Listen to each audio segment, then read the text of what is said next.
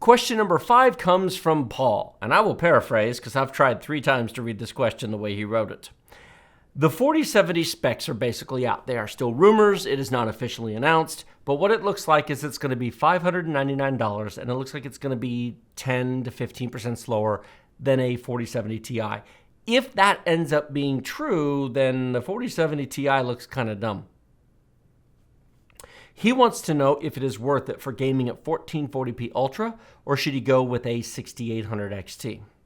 That's an interesting question.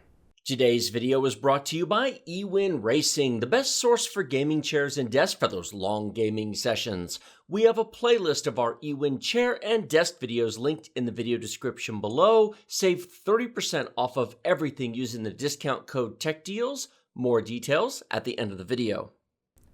Let me give you my first gut response, and then we'll get to the nuance. 1440p Ultra. I am assuming you are referring to AAA games. Because if you're referring to Overwatch, then okay, you don't need any of this.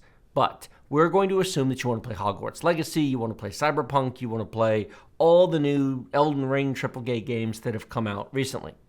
The Last of Us, looking at you.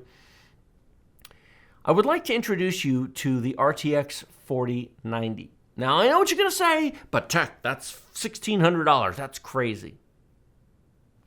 1440p Ultra. Would you like your card to last longer than a hot minute? Take a 3070 and try to run everything at 1440p Ultra. It wasn't too bad the day it launched, but it aged like warm milk on a Saturday afternoon in the hot sun.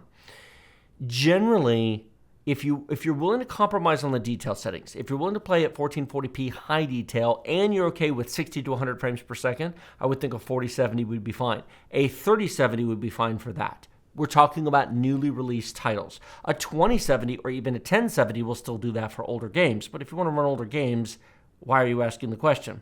So I'm assuming you want to keep up with the Joneses. You want to play the new Assassin's Creed game that's coming out the fall of 2023. Assuming that's more difficult to run than Assassin's Creed Valhalla, which is a fair assumption, then you're going to need more performance. Which means for 1440p, ultra detail for the next 2+ years, RTX 4090 or RTX 4090, and I wouldn't buy anything else.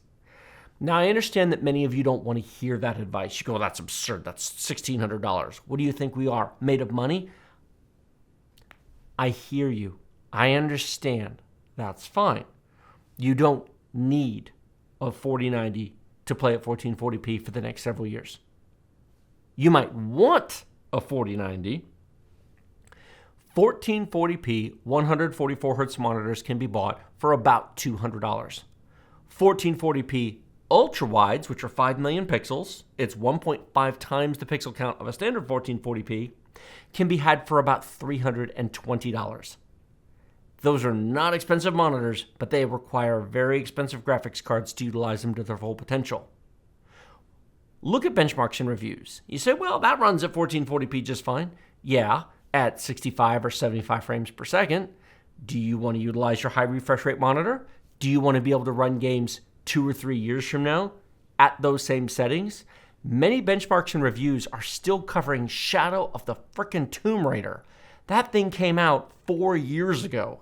Well, of course Shadow of the Tomb Raider runs at 1440p Ultra just fine on a 3070. The 3070 is 2 years newer than that game. And this is one big problem with a lot of benchmarks, is a lot of benchmarks are run with games that are not current. And of course, if you play those older games, then this conversation is pointless. Now, let's put the 4090 aside, because there's a bunch of you who are going to say, I'm not paying $1,600 for a video card. That's just dumb. Jensen can go just jump right off a bridge. I hear you. That's fine.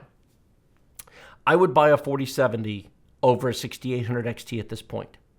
The 4070 is going to have 12 gigabytes of VRAM. The 6800 XT has 16. Now, 16 is higher than 12. However, NVIDIA has perfected their VRAM texture compression long before AMD did. AMD is getting better at it, but NVIDIA is really, really good about that and making it relatively lossless. So 12 gigabytes with NVIDIA is pretty close to 16 with AMD in my historical experience looking at the two cards and looking at how they actually run. It's not ideal, but it's there.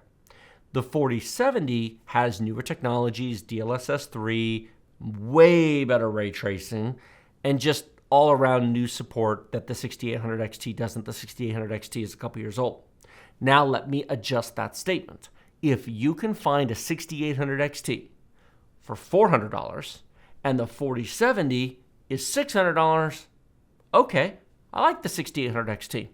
I expect the 4070 and the 6800 XT to be about the same performance because the 4070 is about a 3080 12 gig, that is. So they're very, very similar in terms of, they'll win in one, they'll lose in another game. It depends on which games you play, but they're pretty close. They're within 10%, give or take.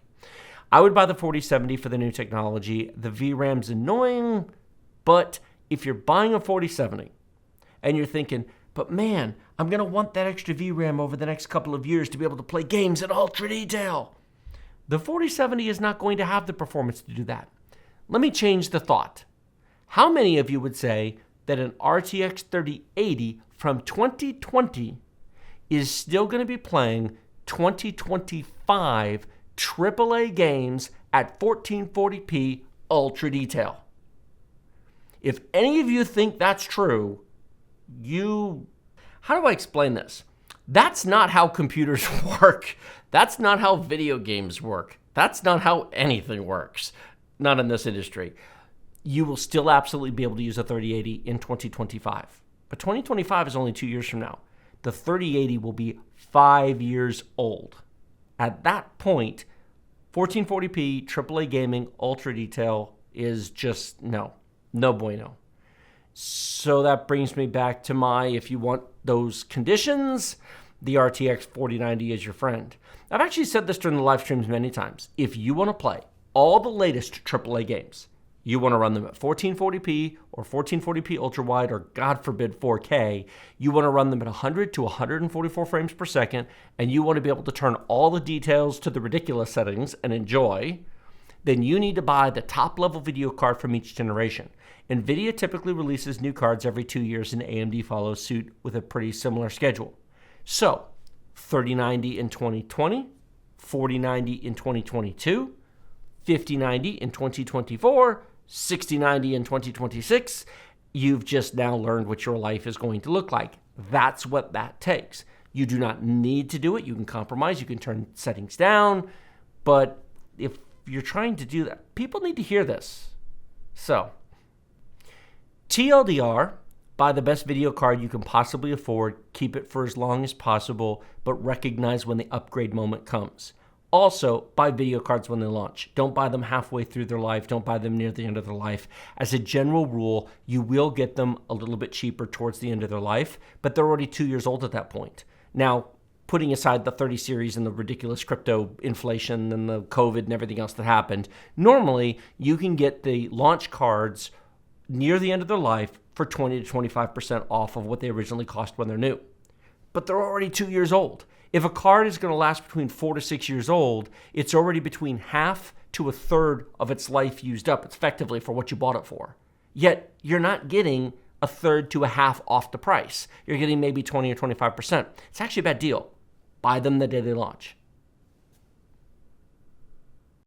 eWin Racing has a wide selection of chairs to fit all shapes and sizes of gamers, ranging from petite to cuddly. They have something for every type of gamer. Not just sizes, but colors and material options as well, including red, blue, purple, pink, orange, and more, plus cloth and leather choices. We have over half a dozen chair and desk videos in a playlist down in the video description below. We also have a very special offer just for Tech Deals viewers. Save 30% off of everything using discount code TechDeals using our link in the video description. We have used eWin gaming chairs for 3 years in our office, sitting on them for up to 8-hour marathon live streams. They are very comfortable, and we are happy to work with eWin to bring you this special discount and recommend eWin for all of your gaming chair and desk needs.